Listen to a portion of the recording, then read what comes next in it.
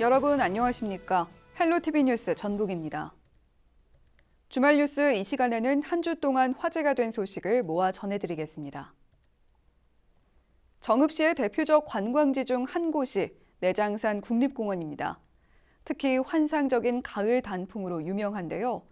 정읍시가 내장산 일대를 사계절 체류형 관광지로 만들기 위해 국립공원 구역 해제를 추진 중입니다. 이진철 기자입니다. 정읍시 내장산 문화광장입니다. 내장산을 찾는 관광객들이 쉬어갈 수 있는 캠핑장과 시립박물관이 운영 중입니다. 최근에는 49억 원을 들여 짚라인 등을 갖춘 복합 놀이시설까지 들어섰습니다. 내장호와 문화광장, 용산호를 아우르는 내장산 토탈랜드 조성을 통해 사계절 관광지로 자리매김하겠습니다. 내장산은 매년 가을이면 단풍을 보기 위해 많은 관광객들이 몰리지만 정작 정읍에서 먹고 자고 즐길 만한 문화시설은 많지 않은 것이 현실입니다. 정읍시는 대안으로 내장산 국립공원 내 내장호 일대에 대한 국립공원 구역 해제를 추진 중입니다. 농업 영수 확보를 위해 마련된 내장호 일대에 호텔 등 대규모 위락시설을 조성해 내장산 주변 관광을 활성화시키겠다는 겁니다. 정읍시와 지역 정치권은 올해 정부의 국립공원 조정구역 결정을 앞두고 내장호 국립공원 해제를 요구하고 있습니다. 하지만 공원 구역 해제를 위해선 대체 편입지 확보 등 풀어야 할 숙제가 만만치 않습니다. 민원들이 있으셔서 해제를 요구를 하시게 되면 그 민원들을 좀 종합을 해서 지자체에서 이제 대체 편입지를 가지고 오신다는 전제하에 그걸 아마 검토를 하게 될 걸로 예상이 됩니다. 환경부와 국립공원공단은 올해 말까지 추가 검토를 거쳐 최종 국립공원 지역 해제 면적을 발표할 계획입니다. 수년째 내장호 국립공원 해제를 요구하고 있는 정읍시와 지역 정치권이 이번엔 어떤 결과를 받게 될지 지역사회의 관심이 높습니다. 헬로티비 뉴스 이진철입니다. 전북 서해안의 곰소만은 50년 넘게 수산자원을 포획하거나 채취할 수 없는 금지구역으로 묶여 있습니다. 곰소만 지역 경제 중심축은 어업과 관광업인데 금지구역 지정이 걸림돌이 되고 있습니다. 그동안 지자체나 정부가 규제 완화를 위한 움직임을 이어왔는데요. 여전히 지지부진한 데다 성과를 거둘 수 있을지도 미지수여서 어민들은 지쳐가고 지역 경제도 갈수록 어려워지고 있습니다. 민원 25 정명기 기자가 취재했습니다. 드넓은 갯벌로 소문난 서해안의 곰소만입니다. 먼 바다에서 조업을 마친 작은 고기잡이배 한 척이 힘겹게 배를 댑니다. 그런데 코앞 곰소만에서는 바닷속 동식물을 포획하거나 채취할 수 없다고 합니다. 영세잖아요, 어민들은. 그러니까 그런 분들 위해서 배 안에서 이쪽 안에서도 할 수 있게끔 풀어줬으면 좋죠. 이게 우리나라 법이 수산업법이 옛날 일제시대부터 대했던 법들이 그대로 오는데 실질적으로 우리 그 바다에 맞게 실적에 맞게 이 법도 개정을 해야 되는데 그러질 않아요. 공무원들은 그냥 탁상공론 책상에서만 이론적으로만. 곰소만은 지난 1964년 수산자원 보호를 위해 포획 채취 금지 구역으로 설정됐기 때문입니다. 당시 정부는 전국 21개 만 가운데 9,900헥타에 이르는 곰소만만 제재했습니다. 양식업 허가를 받은 일부 어민을 제외한 나머지 주민은 무려 50년 넘게 수산물 일체를 잡지 못하고 있습니다. 조상 대대 고기잡이로 생계를 유지했던 걸 생각하면 납득하기 어렵다고 하소연합니다. 조금이나 이런 거 요즘은 금어기가 많아요. 예. 꽃게 같은 것도 금어기가 기간별로 있는 거고 안에서 어장을 해서 먹고 사는 사람은 힘들지. 소형 선박들인데 그렇지 않으면 멀리 나가야 되잖아. 저 밖으로만 나가면 여기 안 하고 저기 밖에 하고는 천지 차이예요. 조그마한 배들은 나갈 수도 없는. 상황이 이렇다 보니 가끔 불법 조업 단속에 걸려 벌금을 물기도 한다는 겁니다. 제 뒤로 보이는 곳이 곰소만이고 배들이 정박한 이곳은 곰소항입니다. 이 지역 주 수입원은 어업과 관광업인데 어민은 500여 명, 배는 250척에 이를 것으로 추산됩니다. 그렇지만 4월부터 10월까지 모든 고기나 조개류를 잡을 수 없기 때문에 포획 금지 구역을 풀어달라고 수년째 요구하고 있습니다. 현행법으로 규제하는 건 이뿐만이 아닙니다. 새꼬막과 같은 조개류를 양식하고 캐는 어민은 실제 비용 대비 효율이 높은 도구를 사용하게 해달라고 호소합니다. 새꼬막 양식은 이제 물속에 있단 말이에요. 예, 그렇죠. 그러면 저 등에 있는 것은 이 갈고리로 예. 사람들이 잡을 수가 있는데 물 수 있는 건 뭘로 잡아요? 법에서는 잡을 근데 다른 걸 우리가 개발해가지고 만들면은 불법이라고 그런단 말이에요. 우리는 실제로 우리한테 맞게 실정에 맞게 우리가 개발을 하고 한단 말이에요. 하지만 규정에 따라 정해진 어구만 써야 하기 때문에 불편이 이만저만이 아니라는 겁니다. 여자만이나 중량만 같은 데는 거기는 성망 허가가 나버리니까 누가 뭐 이러고 저러고 할 것도 없는데 여기 같은 경우는 그런 것들이 안 나고 하니까 안 내주고 하니까 그것 때문에 애로가 굉장히 많았어요. 포획 채취 금지 구역을 풀기 위한 정부와 지자체의 움직임은 수년째 있었습니다. 3년 전에는 정부의 규제 개혁 과제로 선정됐고 지난해는 해양수산부 주관으로 간담회가 열리기도 했습니다. 그러나 여전히 지지부진하고 성과를 거둘 수 있을지도 미지수입니다. 그거를 개정하기 위해서 도청 거치고 해수부에다가 지금 건의까지는 올라갔고 해수부에서 그거를 제한을 풀기 위해서 이 국립수산과학원의 용역을 진행 중이고요. 게다가 엎친 데 덮친 격으로 코로나19까지 장기화하면서 이 지역 경제는 더 어려워지고 있습니다. 여기는 밭도 없고 눈도 없고 이것만 먹고 사는데 손님이 안 들고 힘들지. 뭐 먹고 살고 있어야지. 이거 아니면은 힘들어요. 사실 힘들어요. 좀 더 심하고 하니까 이모들이나 사모님 엄마들 다 힘들지. 어떻게 해야 될까 생각하면 장사를 계속 해야 되나 말아야. 생계 불안에 지쳐가는 주민들은 여전히 정부와 지자체만 믿고 기다리는 상황. 주민 불편과 부담을 주고 지역 경제에 제약이 되는 규제에 대한 속도감 있는 처리가 필요해 보입니다. 민원 25 정명기입니다. 올여름도 맹렬한 더위가 예고되고 있죠. 폭염일술은 지난해 2배가 넘고 초강력 태풍까지 올 것으로 예상됩니다. 지난해 폭염 피해가 심했던 농가들은 재해 예방책 마련에 분주한 모습을 보이고 있습니다. 김남호 기자가 다녀왔습니다. 기록적인 폭염과 가뭄으로 인해 4년 길은 인삼을 전부 폐기해야 하는 상황에 놓였던 김제 지역 인삼농가 현장입니다. 지난 2018년 여름 불볕더위에 가뭄까지 이어지면서 잎이 모두 말라버리고 인삼 생육이 멈춰버리면서 전국적 인삼농가 피해가 잇따랐습니다. 기상청이 올해 폭염 일수가 지난해의 2배가 넘을 것이라는 전망을 내놓으면서 농가들마다 폭염 피해 예방을 위해 비상이 걸렸습니다. 폭염 피해하면 일단 비부터 안 오잖아요. 꼭 가물고 또 뜨겁고 하게 되면 인삼 이파리부터 인삼잎 끝부터 타들어가기 시작합니다. 그래가지고 일찍이 낙엽이 지는 그런 현상. 그리고 땅에 비가 안 와서 물을 주지 않는 한은 이제 습이 좀 없기 때문에 삶이 잘 크지는 못한다. 그래서 고온 피해가 상당히 많이 발생을 하고 있죠. 과수 농가들은 고온 현상으로 과실 품질 저하를 우려하고 있습니다. 비닐하우스에는 차양막을 설치하고 수분 공급을 위한 호스도 재정비합니다. 고온 현상이 지속될수록 이처럼 기온과일 발생률이 높아집니다. 이 때문에 수분 공급을 지속적으로 해주는 등 폭염 피해를 최소화할 수 있는 관리 대책이 필요합니다. 폭염 일수가 길어질수록 수확량이 줄어들기 때문에 농가들은 소득 감소를 우려하고 있습니다. 온도가 35도에서 37, 8도 나가다 보면은 쌍과가 많이 생깁니다. 2018년도에는 폭염이 많이 심했지 않습니까? 그래가지고 2019년도에 쌍과가 엄청 나왔어요. 금년에 또 폭염이 심하다고 해서 내년 같은 경우는 쌍과 같은 게 얼마나 나올지 모르겠습니다. 자치단체들은 올여름 폭염에 대비해 차양막 등 폭염 대비 시설 지원 사업을 추진하고 있습니다.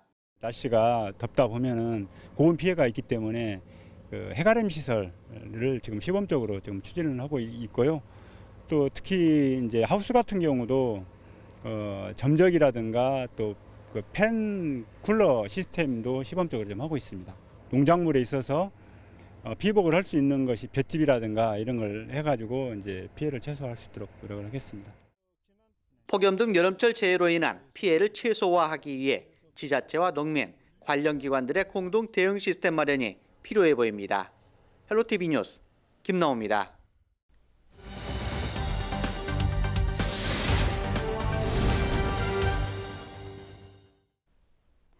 우리 지역에 숨어있는 영웅을 소개하는 우리 동네 히어로 순서입니다. 10년 이상 무언가 하나를 꾸준히 한다는 건 쉽지 않은 일이죠. 정읍시에는 무려 13년 동안 밥차를 운영하며 지역 사랑을 실천한 분이 있다고 합니다. 오랜 기간 지치지 않고 봉사할 수 있었던 이유는 뭘까요? 사단법인 참 좋은 사람들 유영준 이사장을 이진철 기자가 만나봤습니다. 자, 삼계탕 맛있게 드시고 여름철 잘 보내세요. 모두 승리하세요. 목사님 감사합니다. 네, 감사합니다. 수십 명의 자원봉사자가 정성스레 준비한 백숙이 테이블 위에 놓입니다. 오늘 준비된 양은 250인분. 매주 화요일마다 수성동 근린공원에 펼쳐지는 모습입니다. 따뜻한 점심 한 그릇을 받아든 어르신들은 매번 고맙고 미안할 뿐입니다. 먹을 것 주고 복 주고 맹 주고 다 해줘서 얼마나 감사하고 고맙고 이렇게 좋은 일이 어디가 있어. 목사님 너무나 고생하고 욕보시지. 13년 동안 이 자리에서 무료 밥차를 운영해온 유영준 이사장. 목회자로 활동하다 밥을 굶는 어르신의 모습이 안타까워 이 나눔을 시작했습니다. 한 끼를 대접하는 것도 기쁨이지만 어르신들의 마음이 건강해질 때 더 뿌듯하다고 말합니다. 우울증이나 분멸증으로 이제 바깥을 나오지 못한 분들이 많아요. 방에서만 쉽게 말해 갇혀 있다 싶은 분들이 이제 월요일 날이나 화요일 날 밥 때우는 그분들 나와서 또 말벗도 하고 또 대화를 나누면서 또 분멸증이 또한 뭡니까 이런 우울증 같은 걸 치료받았다는 것들이 제일 보람된 일이죠. 밥차 봉사가 처음부터 쉬웠던 것은 아닙니다. 차량을 구할 수 없어 주류를 싣고 다니던 트럭을 개조했고 재료비도 부족하기 일쑤였습니다. 하지만 그때마다 힘이 된 건 지역 곳곳에서 보내준 도움의 손길이었습니다. 제일 어려운 게 우리 그 봉사 자금이 없으니까 딴 데 전을 못 받으니까 저희가 힘들죠. 한계가 있으니까. 지금은 다른 분들이 많이 도와주고 있습니다. 자원봉사도 많이 도와주시고 또 물품도 도와주시고 현금도 도와주시고요. 유 씨의 오랜 선행이 알려지자 후원도 늘고 있습니다. 최근에는 이동형 세탁 트럭을 지원받아 각 마을을 돌며 빨래 봉사도 할 수 있게 됐습니다. 유 이사장은 앞으로 공연이 가능한 트럭도 마련해 어르신들이 식사하며 문화생활까지 즐길 수 있는 이동형 복지관을 만들겠다는 계획입니다. 정읍뿐 아니라 전라북도 곳곳에 있는 어려운 이웃을 찾아가겠다는 마음도 있습니다. 앞으로는 이제 우리가 찾아가는 복지관을 타격도 걸어서 이제 밥차, 또 세탁차, 또 무대차를 하나 만들어서 어르신들에게 이제 재능 기부를 받아서 또 웃음 치료나 노래나 음악 치료 같은 거를 이제 찾아가는 복지관을 통해서 이제 섬기려고 계획을 하고 있습니다. 지난 13년 한결같이 자리를 지켜온 유 씨의 밥차 봉사. 지역에 따뜻한 귀감이 되고 있습니다. 헬로티비 뉴스 이진철입니다. 임실군이 귀농귀촌 예정자들을 위해 운영하고 있는 임시 거주 공간이 귀농인들로부터 외면당하고 있습니다. 시설이 열악한 데다 귀농교육 현장과도 멀어 보완책이 필요하다는 지적이 나옵니다. 김남호 기자가 보도합니다. 임실군 강진면에 위치한 귀농귀촌 임시 거주 공간입니다.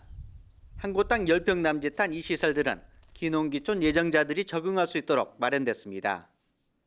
귀농귀촌 임시 거주 시설은 임실 지역 내 17곳이 운영되고 있습니다. 하지만 이곳을 이용하고 있는 귀농귀촌 예정자들의 수는 절반에도 미치지 못하고 있습니다. 준비할 수 있는 살 수 있는 곳이 일단 거주 지역이 확보가 됐다는 게 가장 큰 장점이고요. 냉난방이 좀 부실해요. 저기 난방은 에어컨이 지금 설치가 안 돼 있어가지고 저 같은 경우는 제가 다 설치를 했거든요. 그리고 이제 난방 같은 경우는 전기 판넬을 쓰다 보니까 전기세가 많이 나와요.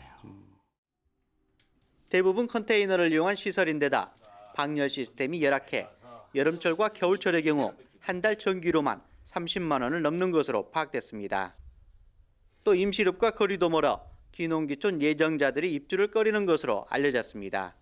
군에서 돈 들여서 하는 거 고맙죠. 고마웠나 이제 처음에 그렇게 시작한 것이 시행착오가 좀 있었어요. 내가 볼 때는 이제 그 주택 신주택도 짓고 그런 것도 좀 철저하게 그 보온 난방도 잘 하고 이렇게 했으면 좀 좋았을 거라는 아쉬움이 있죠.